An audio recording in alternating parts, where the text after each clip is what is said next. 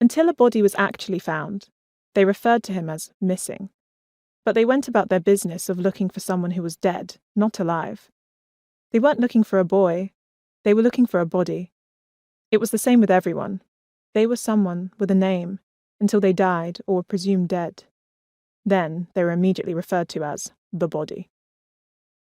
First, they brought in skilled swimmers who combed the river from bank to bank, swimming with the current for several meters, and then turning against it back to where the person was last seen, diving deep below the surface, where the sunlight of the living world stopped short a few feet in and gave way to murky, morbid darkness.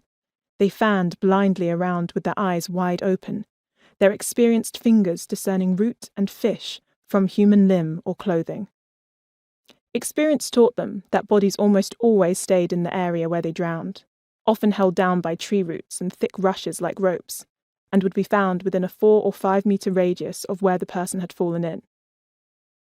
Then, if still no body materialized, they would call for a pusher tugboat from the River Transport Corporation headquarters upstream in the town of Karima.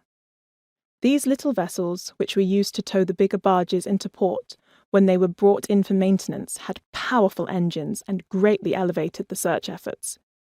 It usually took some personal connections to secure a tug, and its driver for a few hours, for their village was small and far away, and the corporation was a busy place.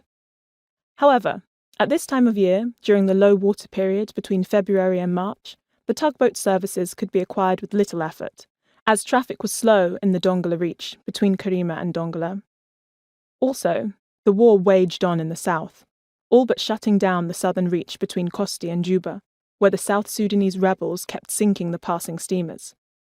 The tugboat would chug around the perimeter of the area where the body was last seen, its powerful engine churning the water and agitating the river floor.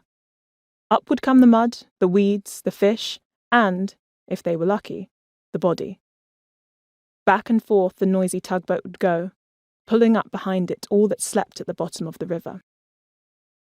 Calls were made to villagers downstream, alerting the neighbours to look out for a boy, girl, man, woman of so-and-so physical description, the son, daughter of so-and-so family.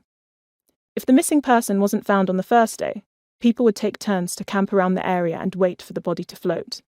The putrefaction process usually took around 48 hours, during which time the intestines filled with gas, strong enough to release the person from whatever was holding them down, and allow them to drift up to the surface. Then, wherever they were found, they would be buried, because, as everyone knows, drowned bodies cannot be handled after spending long periods of time in water. The skin becomes friable and rips easily.